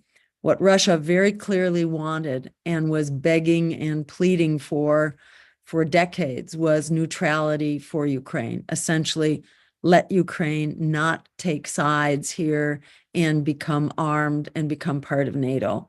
It's not a big ask. Now, it's very unfortunate because there's a huge amount of damage done, and Russia has gained territory. And so you're not going to be able to put Humpty Dumpty back together again after the chaos of the war of the last several years. So we got to make the best of a difficult situation right now. Let's end the armaments. Let's go back to the negotiating table. As Russia did, even after the war, Russia was ready to cut a deal, and the deal was basically just about done when the US and the UK went and sabotaged it. So this is a solvable problem here. This is a solvable crisis if the US will just stop making it, destabilizing it and making it worse. So we're going to stop the flow of arms to Ukraine and really provide real support for a negotiated solution now. So with that, how are we doing there? We're doing very well. So we are about $11,000 short of our goal. So here's what I'm going to do. I'm not gonna ask for high dollar amounts anymore. What I'm going to say is, whatever you think you can pitch in right now to close that gap, to get us from $34,000 to $45,000. That was our goal tonight. We're going to stay on for about 11 more minutes. Can we do $11,000 in the closing 11 minutes? Jill is going to answer a couple more questions, and we are simply going to say whatever you can give right now, whether it's $10, $25, $50, $100, $200, whatever it is. We got 800 people watching on YouTube. Can 800 people watching on YouTube give $20? That would get us, what would that get us? That would get us, I don't know. I'm a 800 times 20. Yeah, that's that's $16. $1,600 right there. That's 16,000 actually. That's 16,000. 800. If everybody watching on YouTube would give $20, we're there. $800, 800 people on YouTube, $20 a piece. In fact, if everybody watching right now, if you haven't given yet, if you could kick in $20 right now, $25, Ross, $250. Thank you. Ooh, thank $5 a you. month from Cindy. Appreciate that. Over $60 a year. 4,000 people watching on Twitter. So 4,000 people if- watching on Twitter. Wow. If everybody could give us $20, $25, we could cover the majority of our ballot access needs in New York. So that's what's on the table right now. I will tell everybody once again, if we make it in New York, if we make it in New York, if we make it in New York, we will make it everywhere. And I've heard that somewhere before, right? If you can make it in New York, you can make it anywhere. I think that's going to apply here in a big way. Greg Scott, $75. Yvonne Conacher, $75 from Livermore, Oh, California. man, Thank you. Linda, $50. Thank you. Yay. Cynthia, 23rd time for $25. Appreciate it so much. What do we have upcoming? We're gonna be visiting well, I'll tell you something. We're gonna have a contingent at the RNC. I think, aren't they in Milwaukee in July? The RNC. We're gonna be visiting the RNC in July, and we're gonna be visiting the DNC in August. And here's a little exciting side note about the RNC. There is a revival of the Black Panthers, the living members of the old Black Panther Party, together with the Young Lords and some other of the basically community groups that were active in the 1960s and the 1970s, kind of a radical uprising.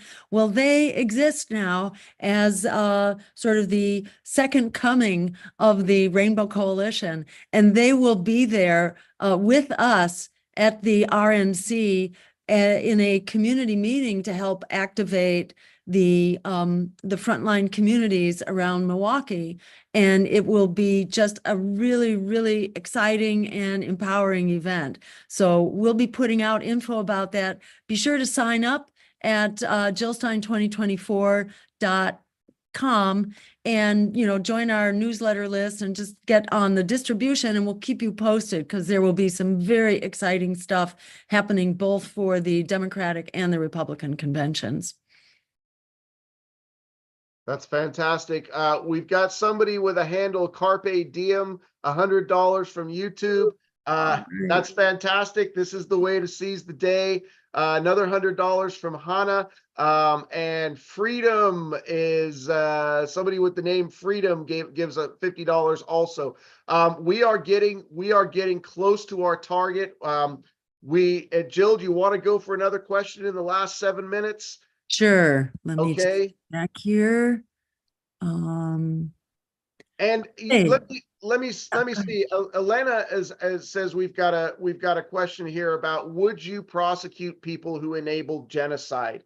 And I think I just want to say for myself, one of the biggest disappointments I had of the Obama presidency started before his presidency even got going, because as somebody who personally, I left the country when George W. Bush got reelected. I was so horrified that this mass murderer, that this country would reelect somebody like George W. Bush, that I literally sold my house, sold most of my stuff, and I left the country for a while because I did not want to. I was so horrified by this whole thing. And what did Obama do? He turned around and he said, we're not gonna prosecute anybody. We're not gonna prosecute anybody. We're gonna put the people in power who enabled the financial crash. It was such a massive disappointment. So I will let Jill answer this question, but I have a feeling I know what the answer to this question is going to be. Yeah, I mean, and I think it's very exciting that the ICJ is now looking at issuing. Actually, is it the ICJ or the ICC? I don't recall which one it is, but one of the international courts now is beginning to produce a warrant for the arrest of Bibi Netanyahu. And I will certainly push to have everyone who has caused this genocide to have their day in court in front of the international tribunals. As Gaza goes, we all go. We are looking at the torture and murder of children on an industrial scale and on the assault on international law. And fortunately, we have institutions of international law now that enforce international law. And that's what has begun with the ruling of the International Court of Justice, which said this is a plausible genocide. And that was thanks to South Africa. As Jeff Sachs mentioned, it was South Africa that really brought this case before the International Court of Justice. And we have a ruling now that this is a plausible genocide. And that has now proceeded to actually beginning to hold Bibi Netanyahu and others as yet unnamed to account. So absolutely, we will support the enforcement of international law here because, this is not a world we can survive in. This is not a world we can live with in our hearts. We need to be able to hold people accountable to international law and to uphold human rights. So yes, I will very much support holding the drivers of this genocide to account. And I don't expect that to be just Israel, because the U.S. has been a full partner. Absolutely. Absolutely. We got 3 minutes left, and I'm going to do one last appeal. If you've been on the fence and you've listened to Dr. Stein here, for the last hour and a half, Dr. Sachs, you know what is at stake in this country. You know what is at stake right now. The immediate what's at stake is our ballot access in New York. But what is at stake for our future? I'll tell you, as somebody who has kids. Go ahead, Jill. Yeah, no, I just want to interject. Dave Schwab has put in the chat that Peter Horseman has donated $1,187. Wow, amazing! So that moves us a long way. What's left now? I think we probably have 8,000 to go still, maybe 7,000. I'm not quite sure. But we're nearing $40,000. And let me appeal to everybody who is watching us on social media right now. If you have not donated, if every single person on social media says, you know what, I'm going to give $10 right now, I'm going to give $10, we would clear the mark. We would have our fundraising goal for tonight met. So and think of it as, what is it worth it to you to end genocide? Because if we're on in New York, we are going to be the one campaign that will end genocide. And we know we can end genocide without an act of Congress. There will be enormous pressure. If we are on the ballot, we will be forcing who's ever in office to end genocide, but we will be putting a real anti-war, anti-genocide choice on the ballot and really forcing the issue. As Frederick Douglass said, power concedes nothing without a demand. It never has and it never will. We will be making that demand by just getting on the ballot. And Cindy Matthews is saying outlaw AIPAC and all the lobbying groups. Absolutely, AIPAC is the easiest to outlaw simply by declaring AIPAC a foreign agent. Then it's no longer a lobbying group that can give legalized bribes and make these huge campaign contributions. So that too will be, over and done with. But we can stop genocide in the blink of an eye if we become elected. And the most difficult hurdle to getting elected is getting on the ballot in New York. If we're on in New York, we're going to be on everywhere. Then they can no longer shut us out. We've come up in the polls basically without any mainstream large media coverage. We are now at, I think is it 22% among people age 30 and under. 30 and under, yep. In Wisconsin. We've come up to 22% among the group that sort of shows which way the wind is blowing. And this happened before we had any mainstream coverage, before the events with the student uprising on campuses where we've been in the news a fair amount the last week.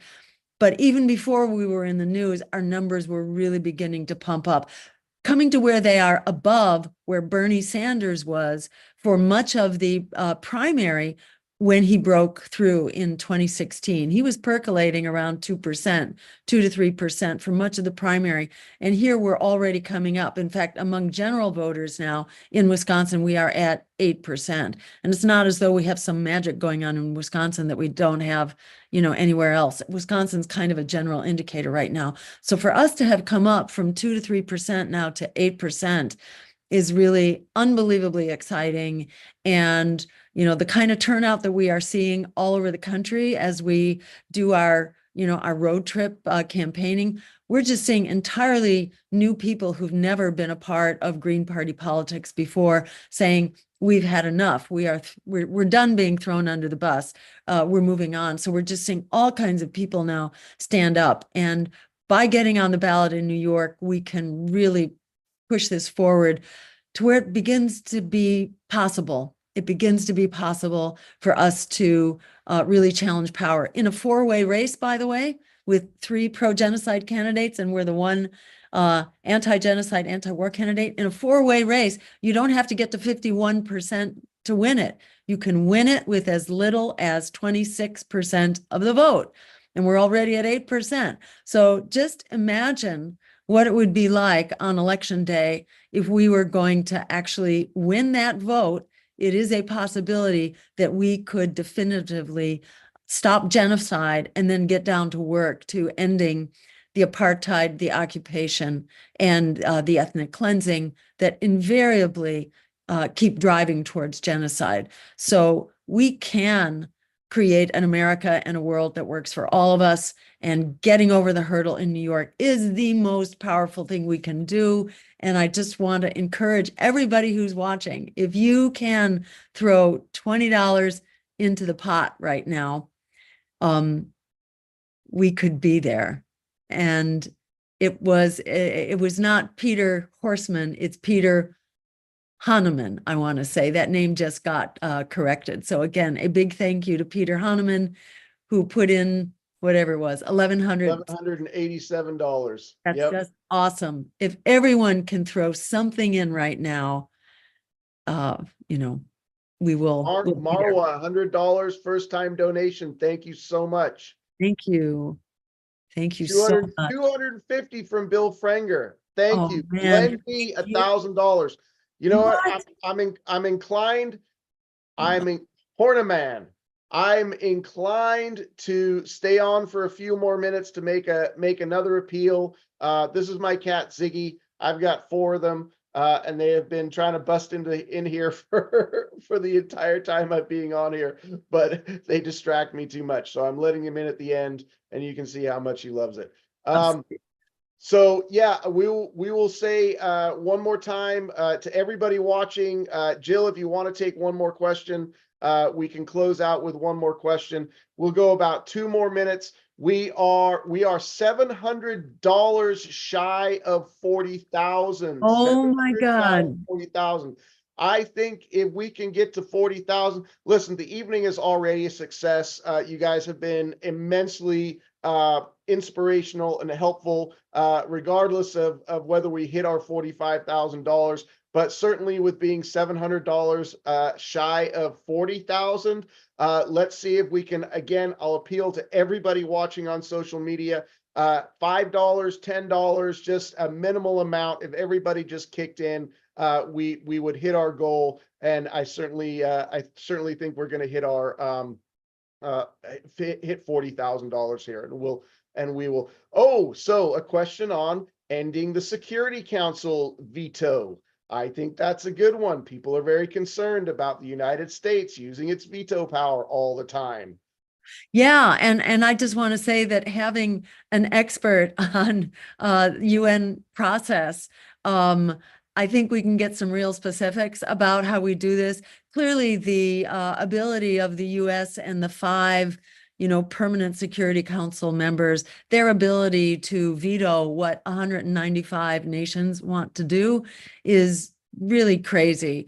Oh, and my goodness, Nina and Ernie just donated. They closed the gap, and Henry S kicked in $100 my also. God. So we are officially You guys are over amazing. $40,000. Yeah. Let's go ahead and continue talking about the Security Council. Yes. All right. So this badly needs to happen. It's not the only reform that's needed, but maybe it is the most important. I think the whole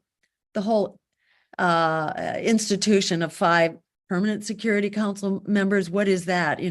That is like the power structure at the time that the Second World War ended. And, why should that advantage, that privilege be locked into place forever? The US is accustomed to being, the sole dominant power for the globe. We're used to being a monopolar, unipolar, whatever you call it, empire. But we're now in a situation where there are many sources of power. And in fact, the US and their allies have been kind of on a downhill course, while China and its allies with the BRICS nations have been on a rising curve. So we're in a different world. We're no longer in the world that the US dominates. So we badly need to come into the 21st century. We need to put an end to being the bully in the schoolyard, just, kind of stomping our way around the world and asserting our power. So we can change this. And on the next call, we will get Jeffrey Sachs to inform us exactly, how do we go about this? How do you go about reforming the UN? Because there's a lot that needs to be done. It's kind of amazing that the rest of the world continues to put up with this, but, it's about time for a change. And let's see. So the last. Can I just say Yeah, what go an ahead, Kelly. amazing community this is, who is supporting this movement and growing this movement. We Yes. have just had an amazing time meeting people and just hearing from everybody while we're out on the road, and just wanted to share some of the love that I'm seeing in the chat. And we appreciate every single one of you and all of the ways that you're able to contribute to this work. It It is amazing. I'll shout out a few more names. $250 from David, $700 from Ernie. I think we caught that with Nina and Ernie. Iram, $500, $100 from Robert. We are at $41,490, another $3,500, and we will hit our 45,000. We are so close. But I have a motivational story here. Go ahead. While we're working on that final, what is it, 4,500? Did you say 4,500? 3,500. 3,500. Okay, great. So a week ago, as you know, we all spent a night in jail, not the whole night, maybe 5 to 7 hours in jail as part of the Washington University in St. Louis support for the students who are demanding an end to genocide, who are demanding that their university end its contracts with Boeing, which ships weapons over to Gaza to kill. Well, they ship weapons, who knows, whether it's to the US or eventually it goes to Israel, because these weapons that are part of this contract that the Washington University has with Boeing, those weapons are killing children and women, in particular in Gaza. And the students are simply asking for disclosure. How much are these contracts? How much is the university putting into this?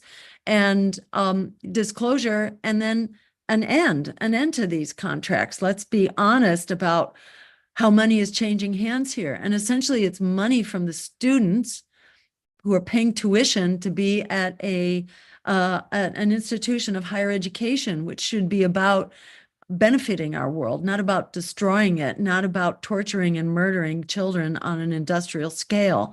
So they want their tuition dollars to be going to to their education, basically, and their education to be part of bettering the world, not producing weapons and subsidizing contracts for Boeing. So anyhow, we were there at their request. We had been about a block away at a campaign event, and some students were there, incredibly eloquent about what they were doing at the university. They had just formed their encampment that day, and they asked us to come down and show support. The minute we got there on campus, students who were there asked us, would we please go talk with the university administrators who were on campus, who were there, who were calling in the cops, and the cops were showing up, by the hundreds. And we, along with the alderman from St. Louis, there were 2 aldermen who were there, and we went together, forming just a people's delegation to try to talk with them. We didn't get terribly far, and I think we made the police who were guarding the aldermen, who were guarding the administrators, they didn't even want us to go talk to them. We identified ourselves, so they kind of got us, they figured out who we were, that I was a presidential candidate and that we were there to support the students. So anyhow, as things began And they to threatened us with arrest from speaking with the administration. Even just actually. from trying to talk to them, they said you are approaching our line too closely. Get Yeah. back. That's right. And they threatened us with arrest just for trying to go talk, So as tensions continued to mount, the students asked us to please join their line, as community members and faculty are doing in campuses across the country. And now that these encampments for Gaza are springing up now all around the world as well. So this is going global. This is an uprising of humanity, on behalf of our highest values. So we were standing with the students, facing off with the police in such a way as to say that the eyes of the world are on you. The whole world is watching. We have a right to free speech. We have a right to peaceful demonstration, and we have a right to insist on an end to genocide. So at any rate, the police then eventually charged, and they charged us with a bicycle that was used really as a battering ram against us. I was between Kelly and Jason. The footage is out there all over social media, where they were basically ramming us and trying to knock us over. And as they were trying to knock us over, one of the cops bent down and picked up one of my feet to further, going in for the kill, so to speak, to further destabilize me and us so that we would fall over backwards. And, that's not a good thing for anybody to just be flipped over onto your back. And so that kind of went on for a while until, eventually they didn't flip us over backwards. I don't even remember, to tell you the truth, because it was such a intense and stressful moment. I can't remember exactly how they broke the line, but eventually we were all being kind of manhandled like rag dolls. And the footage of Kelly also is just really disturbing to see her being flipped around. The worst of all was someone that I think Jason mentioned earlier, Professor Steve Tamini, who was just there as a bystander. He wasn't even part of the line. He was from the University of Illinois, a professor of Middle East studies, and he was just taking pictures, documenting what was going on. And you can see of the footage that somebody else got that at one point he was just mauled by 4 cops who took him down and pummeled him, eventually dragged him away. And when they may have thought they were out of sight, but they were still being followed by this camera, they jumped on him. They jumped on him lying on his back. They just went knee first into his stomach. It was like watching George Floyd, but with a different kind of abuse. Just absolutely astounding. and incredible, the kind of abuse that was going on. And these are cops who are known to be brutal and sadistic, who are known to celebrate the violence that they intend to perpetrate on innocent people at demonstrations. Not these by name, but the cops in St. Louis, who are especially brutal, vicious, and sadistic. And the fact that they were called in by the administration of the college is just jaw-dropping and horrible. And this is, yeah, and Kelly's pointing out here that he and I were both sort of separated off from the rest of the group because we were both charged with assault. We who were assaulted by bicycles and viciously treated, him especially, we were the ones that were being mugshot, that got mugshot and fingerprinted and held separately from the rest of the group. And we were, I met him there. I mean, when I saw the footage of what he had just been through, I couldn't believe that this man was walking around and was conscious. It was really amazing. But there he was, just this lovely, gracious person, like 65-year-old guy of Palestinian descent, you know, who was there on principle. And it was like it was like a little bit of Gaza was happening right there in these police forces who are trained by none other than the Israeli occupation forces. There are these organized trainings now that are happening all over the country, and we know for sure that St. Louis police had this training with the IDF. So the tools of the abuse heaped on the people of Gaza are now being taught, you know, all over the world, but especially all over the US. And, you know, that's kind of what we encountered and what the students are encountering all over the country. And it is so uplifting and empowering that they will not be deterred. You know, they have taken this on as their mission, kind of a generational mission. Young people who poll in questionnaires who say, you know, half of young people describe themselves as hopeless about the future, and a quarter of young people describe themselves as having contemplated doing self-harm, that because they're that desperate about the future. So this was like the mindset of young people who are exploited, who are thrust into debt, who can't afford the rent, who don't have access to healthcare or to housing, who can't really exercise their right to have a family or to have children. These are young people who've inherited this incredibly predatory economy, this predatory debt, just a very predatory system all across the board. And they are saying no. They are standing up and saying, no, this is not a world we can survive in, and we are going to demand that it change. So it's just so inspirational and miraculous that we are standing up together. And part of that standing up is what we're doing in this campaign and demanding that we have an America and a world that works for us. And we are just going to stand up and make that happen. And by you being here tonight, and I just see Meta M, was this noted before? Meta M at $1,000 on our website. This is just incredible. Can't believe what we have done here tonight. What's our... So $43,613, which means we're less than $1,400 away from reaching our goal. It would mean the world if we could hit our goal. It already means the world. You guys have done absolutely fantastic contributing to support this campaign. We will do one. Now my cats are scrapping with each other. We will do one last appeal. If you have not, Justin says $45,000 for 45,000 signatures. That is our goal tonight, 45,000.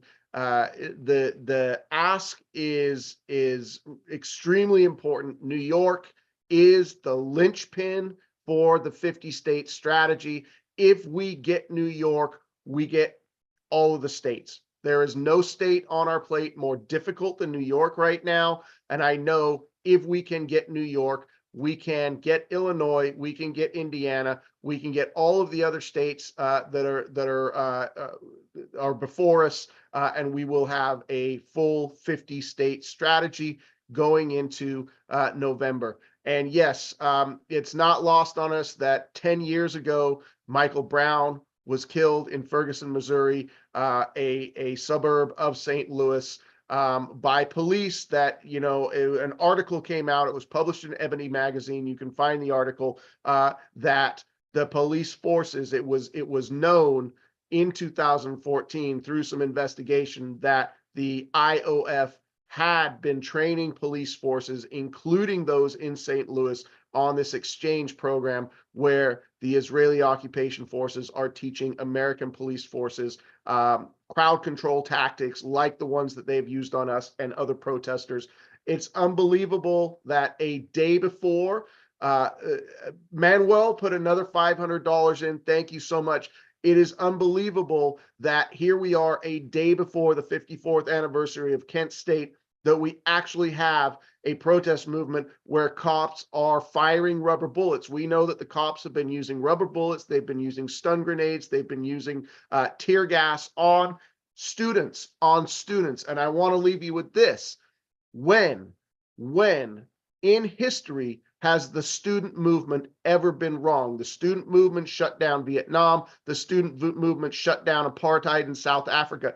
And nobody in their life who ever stood up and protested genocide looked back 10, 15, 20 years later and said, boy, I wish I hadn't done that. So we are here. We are the conscience. The people of Gaza and Palestine are leading the way. They are the conscience of the world, and we are here to support them. And we're here to make sure that we have a better foreign policy and we have a better world, not only for this country, but for people around the world. Jill? And we are now just $387 short.